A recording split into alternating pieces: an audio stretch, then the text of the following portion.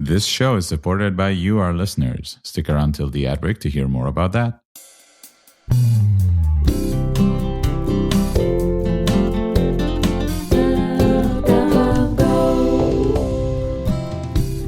This is Kappa Go for April 11, 2025. Keep up to date with the important happenings in the Go community in about 15 minutes per week, which slowly and surely seems like it's not enough as our backlog is only growing. I'm Shai Nechmad.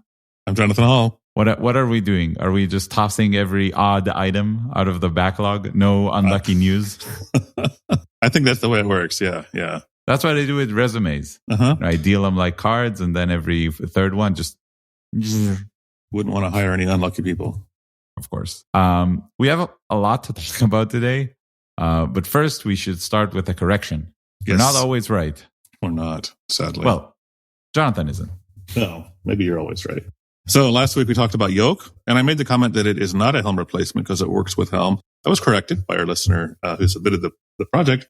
It actually is a Helm replacement. So if you don't like Helm, maybe Yoke is exactly for you.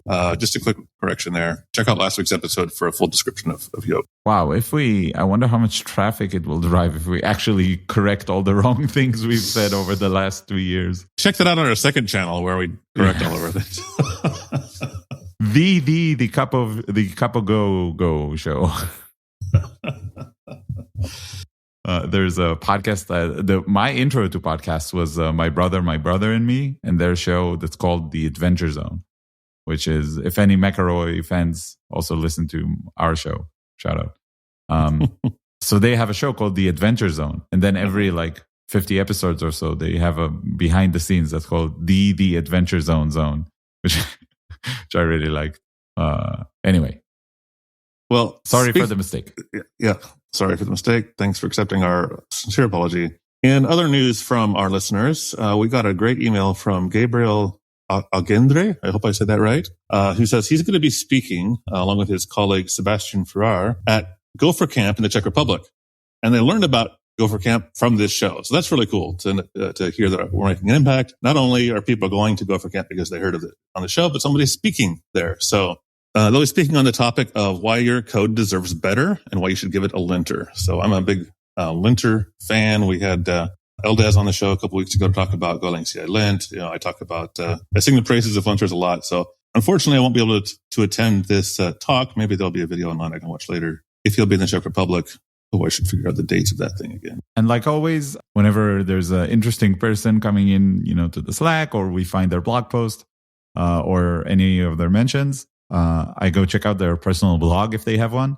And Gab has one, Gab's Notes, nice. Which is really nice and has a short blog post about merge conflicts in go.sum, which is like, hey, Go mod you need to fix manually, but Go sum, you just don't worry about it. And apparently you can do it with git config, which I didn't know, which is super cool. So I'll definitely deal with the first, with that idea. You can just say Go sum, just whatever, keep both versions because it almost never matters. And then you go do Go mod tidy anyways. Mm-hmm. A neat little time saver from Gabriel. And if that convinced you, the Gopher Camp in the Czech Republic, which is the first Golang conference in the Czech Republic, is in 13 days and 7 hours, April 25th, 2025. Looks like a full day, really cool stuff, lots of speakers, lots of sessions. So if you're in the area, go sign up. And even supported by Microsoft, Ardan Labs, Odin.gg. Very cool. One proposal I want to talk about today, there's many in our backlog that we're not getting to, but one I wanted to call out because it's fairly easy to explain. And I think it's going to make my life and probably a lot of people's lives easier. How often do you use a wait group in Go, Shai? Basically, anytime I have a bunch of tasks I want to run concurrently, which is why I'm using Go in the first place, right? Right. And they're all off doing web requests or doing some heavy calculations or whatever. Put them in a wait group and then wait, right? Yeah. So whenever I have to corral Go routines. Right. So it's going to become easier. If you've used wait groups before, you know that you have to call wg.add for each wait group or for each Go routine you add to the thing. And then in your wait group, you have to call wg.done to tell it it's done. And then the wait function at the end waits until all of the started Go routines are completed before it continues. Well, that just got simpler or will be getting simpler They're adding a go function, which matches the error group, if you've ever used that, which is a similar concept, matches the error group functionality. So instead of doing wg.add and then go and then defer wg done, you can just call waitgroup.go and pass it a function that it executes and it does the add and the done for you automatically behind the scenes. Oh, cool. So Indeed. like a super simple API. I'm wondering now, there's that modernize linter, right? Mm-hmm. That seems like a pretty tough case to catch. But if the modernize linter could catch that would be super cool. Yeah, I don't know how you could do that because sometimes you call wg.add length of a slice, for example. It wouldn't be able to catch all of those cases, I imagine. But if you're trying to clean up your code base, you could easily just search for wg.add and wg.done and then do your own rewriting. Yeah, there is a lot of discussion that's super interesting about how many users misuse the API or didn't figure it out correctly or blah, blah, blah. But I like the last comment here. This issue now tracks the work of implementing the proposal, where in reality, discussing the API was the hard part and implementing it is super easy. So someone like, by stroke of good fortune, the implementation is already complete. So like, but yeah, the design is the hard part. Cool. So far, that's my favorite new feature coming Go 1.25, although of course we don't know really what's going to be in that. So, but this is at the top of my list. I'm waiting for it. I would love it if a linter like modernized it automatically, but I definitely wouldn't go back and touch any code that has concurrency in it. Even in Go, where it's the easiest language to do that, it's just so easy for me to like, oh, sure, I can make this concurrency code look better. And then the race detector is like, no, you can't. Yeah. Especially your Copilot can't. So don't even try it. Right. I want to share a really, really cool blog post. And I'm sort of on the fence. It's a 7-minute read. So, and it's like a bug hunt sort of blog post where there's a really specific, super interesting, hardcore quote bug, right? Mm-hmm. If you like reading these sorts of blog posts and like trying to figure it out for yourself as you're running sort of like a murder mystery or a true crime podcast, I'm going to spoil it, I think, as I sort of tell Jonathan about this blog post. It's called Leak. So spoiler warning, I guess. Should we start a podcast about true bug podcast? You know, the true crime equivalent? Yeah. Wow, that'd be cool. Like background music.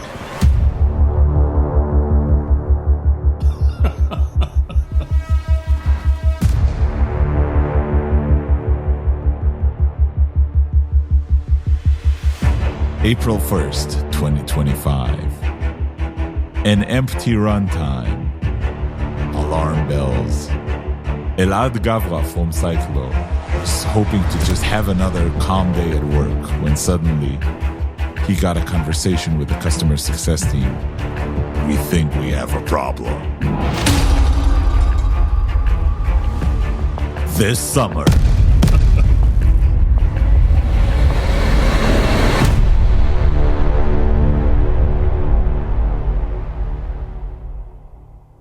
Now, April 1st, this isn't a joke, right? This is a true thing. So the blog post is real. It's really cool. It's from Elad Gavra, a team lead over at Cyclo. And, you know, how often do you debug memory leaks in Go? I've done it a few times. But it's not like often, just because, you know, it's garbage collected. Most of the code is straightforward and makes sense. Mm-hmm. So he is talking through in great detail with code and pictures and everything about how they try to hunt for leaking Go routines that consume memory by retaining references. Just by the way, the tools they use to do it. So, you know, they have pprof enabled, so they went to /debug/pprof/Go routine. If you don't know what that is, Go has super good built-in profile stuff, which you can turn on by just adding a line, right? And it has almost no footprint on your production. So you should probably do it, honestly. They grab the Go routine pprof. So are there hanging Go routines? With debug equals 1, which is like the level of debug. This detail is important. Remember it for later. Okay. They found, generated a graph and, okay, it's related to the SQLite driver. something from a cloud resource, and they show the graph here, and that beautiful graph where something's red, and they're like, oh, let's look at the heap profile allocation trails to find where it leaks. Okay, so they narrowed it down to a specific part of the code, which is, okay, feels like a dead end. Maybe the problem is in the Go runtime. Apparently, it was like in the Go runtime, they introduced another tool called Go Ref, which I never used because I never got to a bug that's this hardcore. But it's a heap object reference analysis tool. So you could like look at the call stack, which created every single object at runtime. Like see the memory reference distribution and of stuff that's reachable by the garbage collector. And from that, you can go back to the places in the code where the objects were created. Blah, blah, blah, blah, blah, blah. Like they're going through this research, and they found that Go SMB2 has been blocked for tons of minutes because of a race condition they introduced. And that Go debug, like the pprof debug equals 2 hides it. Oh. And they actually opened the bug for the Go runtime, which at the point of your research, if you're opening bugs in the Go language itself, you've hit a real edge case. Mm-hmm. So, yeah, debug 2 should have in any reasonable person should include stuff that is found in debug 1, right? But it didn't. They walked through this entire thing and fixed it. It's resolved. Super cool. So not only they shared the blog post, they actually improved the language. So like Cyclo and Elad, super, super great stuff. They just implemented, they had to find a fix even after they opened the 3 additional issues. So they just generated a monitoring loop and saw how long that finalizer takes. So it triggers them. It gives them an event, and they can restart the thing. They even share the link to that repo, which is called FINQ. So if you have a slow running finalizer, or a blocking finalizer, you can use this to track it. So opening issues, contributing back to open source, guys going above and beyond in this one, which I really liked. Just super hardcore research. You should go read the blog post, honestly, if you're into that bug hunt sort of stuff. Or tune in on our new True Bug Hunt podcast. Next summer. And Elad, just shout out, really good blog post. The topic of serious things that happened on April 1st, everybody's favorite YAML parser for Go was archived that same day. Sort of the de facto YAML parser for Go, since there isn't one. Famously, there isn't one in the standard library, since your proposal was rejected without even a moment's thought, apparently, Shai. So the Go YAML v3 parser that most of us have probably been using, it's probably the most commonly used one by Gustavo Nehmeyer, has been officially archived or unmaintained. He just updated it on April 1st with a note explaining that he hasn't had time for several years to work on it, which I think some of us have noticed. There's been a number of open issues and pull requests and not a lot of attention. So I don't know what the sort of best approach to this is. I mean, you can continue using it, obviously, but there are some other ones out there. I don't know if there's another one that everyone's rallying behind. I think there's a few different implementations. Honestly, I'll probably keep using this one. I haven't had problems with it. I don't know. What do you think, Shai? You're the one who wants it in the standard library, and even though apparently nobody else does. I don't know. Again, obviously there's a obligatory, don't use YAML, right? YAML is horrible, right, blah, blah, blah. There's no actual standard, blah, blah, blah, which is why my YAML proposal was rejected. The next popular package is YAML from Kubernetes, right?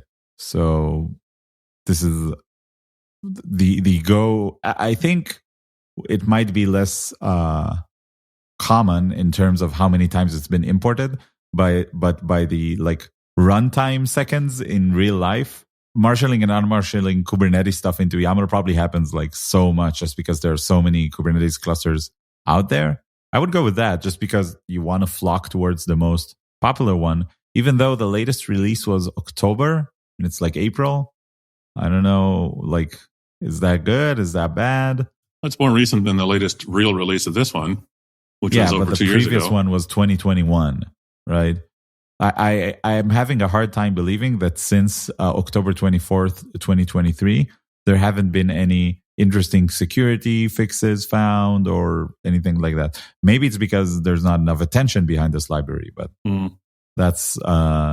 On the other hand, YAML isn't an evolving, changing format. In principle, we should be able to nail it down and be done with it, although we know that that's not really true in practice. I know that there's this one, and people try to comment on it, and there is Go CCY Go YAML, which I think has was developed from scratch to replace Go YAML, and they say that one is not actively maintained, so you have to go check that one. I don't know. Generally, it's just a pretty bad situation where there's no strict, this is the best one, because the ones that don't get released, you're like, oh, maybe they're just done, right? Maybe they're just stable. And ones that do get released, like 2 weeks ago, Go CCY Go YAML was released. You're like, wait, why? Do they still have like bugs?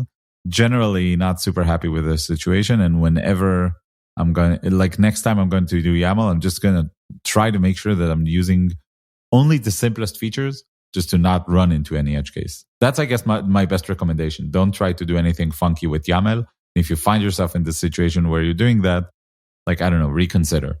There's just so many edge cases, and now that there's not a quote-unquote standard library to do it, I don't know. Maybe it's just worth thinking about other languages that have all the features you're going to want, right? We talked on the show about stuff like, what was that configuration language? We had like 2 already on the show. Q, maybe? Yeah, Q, CUI. CUE. Yeah.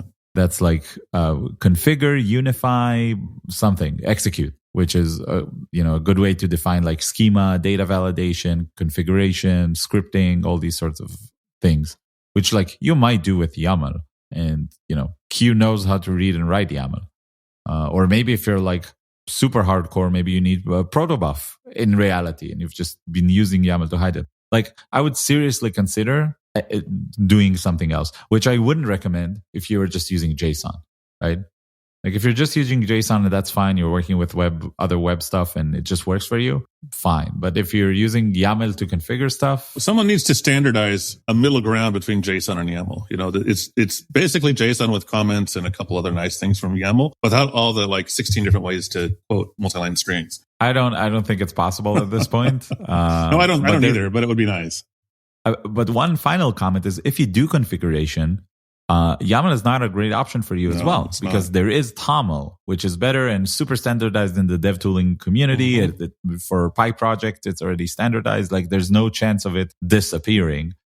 By the way, I'll fully say, unlike Q, right, which isn't part of any language standard or big community, while I do think it's super cool, like, it's still not super, it's kind of early, right? That's not going to happen with TOML. So generally, like, there are libraries I would recommend. I guess I would go with Go CCY/Go YAML as my first option. But the moment I do something slightly more complicated, like validation or anchors, I would just stop and fix that, because at this point YAML is like technical debt. But that might be a bit too much. If you're just using a normal file, Go CCY/Go YAML, I think it's the best option. Well, we've been jabbering here for about 23 minutes in recording time, which of course is shorter in post-editing time. But I think it's time to jump to our lightning round. Lightning round. So to kick off the lightning round, I want to do a shout out to a project called godoc.nvim. The coolest thing, in my opinion, about this project is the banner that looks like a gopher driving a DeLorean from Back to the Future. So that's pretty sweet. But what it is, it lets you fuzzy search GoDocs from within NeoVim. So if you're a NeoVim user and you want to do a fuzzy search in your GoDocs, this plugin is for you. This comes from listener, who did you say was Shai? Frederick Averpil, I guess. Okay, I hope we said that right. Averpil. Thanks, Frederick, for the shout out, giving us this to include in our lightning round. What do you have for us, Shai? I just want to say I've been considering using NeoVim instead of VS Code. with Vim bindings, which is what I've been rocking for the last few years. But I don't know if you can hear it on the mic. Let me just put the mic next to it. Mm-hmm.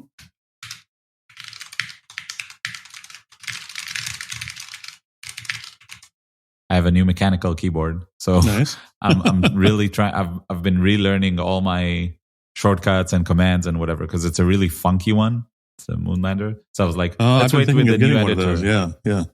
Yeah. Actually, the first week was horrible. It was really rough, but now I'm liking it a lot. I'm sitting with my chest open because it's split, and like I can put my coffee in the middle of the keyboard, which is a power move, or my notebook. With a straw, so you can just drink it without even lifting your hands. Wow, dude, I should get a cup with a straw. We should offer like a cup with a straw on the Slack store. That's such a good idea. I didn't even think about it. Although it's now that I imagine it in my head, it's a bit too much like a rat in a cage with their bottle hanging, Anyway, my lightning round thing is super fast because it's the new release of Fine, which is faster than ever and passes Go's race checks. Yesterday, Andy, friend of the show, released V2.6.0, a massive update to Fine, which is like a GUI app development framework thing influenced by material design, where you can develop like Go apps that run locally pretty easily. And now it's super, super fast without data races as well. So if you do stuff on the background, you can use fine.do to do that. But other than that, it's a lot faster because it has a new threading model, which sounds like a big achievement for the Fine team. Good stuff. And it's a super big update. It has like, I don't know, maybe 50 bullet points on the change. So I assume it's going to be, 6.0 is going to be slightly buggy. But if you're an early adopter, that's a great time to switch and upgrade. Cool. Let's move to our ad break. And then we have a sort of preview discussion about MCPs. MCPs. I don't know what that is. You'll have to teach me. For sure. That's the discussion.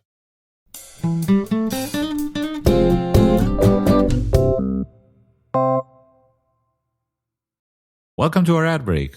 Thank you for listening so much. As we mentioned at the top of the show, this show is supported by you, our listeners. And we want to highlight our Patreons. You can join our Patreon and kick in $8 a month to help support the show. We need to pay for the show, even though it's a hobby for us and a way to learn. Like Jonathan is going to learn a little bit about MCPs, or I learned about the new weight group stuff. But we do pay for hosting and editing and apparently refunding hoodies that went out but didn't get to listeners. Luckily, they did get to listeners before I pressed refund because I was about to do that. Anyway, we want to shout out Kelsey Wolf. Kelsey Wolf, thanks a lot for joining our Patreon group. I don't know what it's called. Audience. We really appreciate it. And it helps just make this hobby slightly more sustainable. So thanks a lot. If you want to support the show in other ways or just talk to us, you can find everything in cupago.dev. That is cupago.dev. Where you can find links to our swag store, our Slack channel, #cupago on the Gopher Slack, which is growing. Like a lot of people are joining. I have a habit of doing like emoji response for everybody who's joining the channel just to like make it friendly. We're at 528 people, which is a lot. And I don't know, Iska Ambreyak just joined. Thank you for joining. I don't know if you wanted the shout out just for joining a Slack channel, but you were just the latest example. So yeah, #Cupago, kebab case with hyphens on the Gopher Slack. Or you can email us, news@cupago.dev. That is news@cupago.dev. Another way to support the show is to share the show with friends, co-workers, co-students, anyone you think might be interested in Go. Maybe people who are interviewing for Go jobs right now. This show could give them like an edge because they could be like, oh, I'm listening to a show and I know about the latest proposals. I would be like hyped to hear about a candidate who's doing that extra effort. Someone gave me that advice recently. They said, oh, I'm telling people I'm listening to the Go podcast and I'm learning stuff about it and I'm sharing it at work. And the interviewers really liked hearing about that. So maybe that's like a crowd we could tap into. So share the show. We don't pay to advertise, and we're not doing a lot of social media work. We're just posting the episodes and hoping they're good enough. So sharing it or leaving a review on Apple Podcasts, Overcast, Spotify, wherever you listen to your podcast helps out a lot, pushing the show to other ears. Finally, I want to mention our upcoming meetups. Well, yours is like at the end of the year, right? November. The KubeCon thing. Yeah, so never mind. I want to mention just my meetup. But that sounds a bit, a bit too much self-centric. So Jonathan, how about you tell people about where they can meet me in my meetup? They can meet you in San Francisco. That's about as far as I know.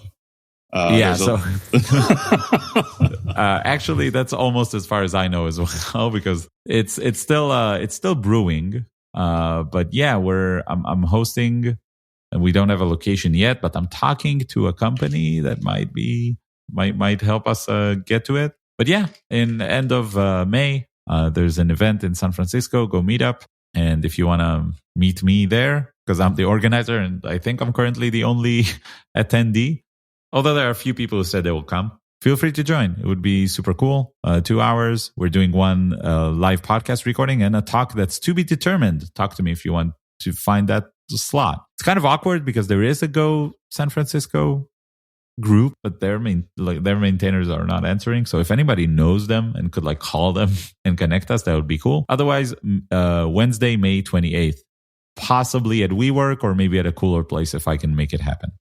We recently passed 500 subscribers on YouTube.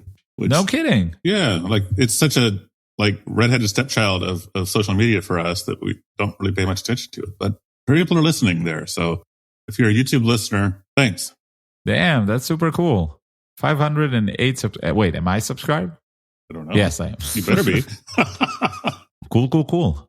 I should get a new camera soon. So maybe we can do one episode video just to prop that up. That would be fun. With screen shares and things like that. We did a live episode, by the way, and the video should be up there as well. If you click on live, not if you click on videos, you can see the stream. It was a month ago for the 100th episode. That was a lot of fun, even if it was a bit stressful. And even if it was actually the 99th episode, which we realized a few weeks later. Well, I'm pulling a Trump, and I'm saying no, it was a 100th episode. Got it. And it was beautiful. The greatest episode. The biggest crowds ever. For an American, you do a worse Trump than I do. I'm sure. Yeah. It has the best pointers and the most beautiful garbage collection. Everybody's going to get their own Go routine all dressed up. I think we should move on to our preview for next week. Yeah, for sure.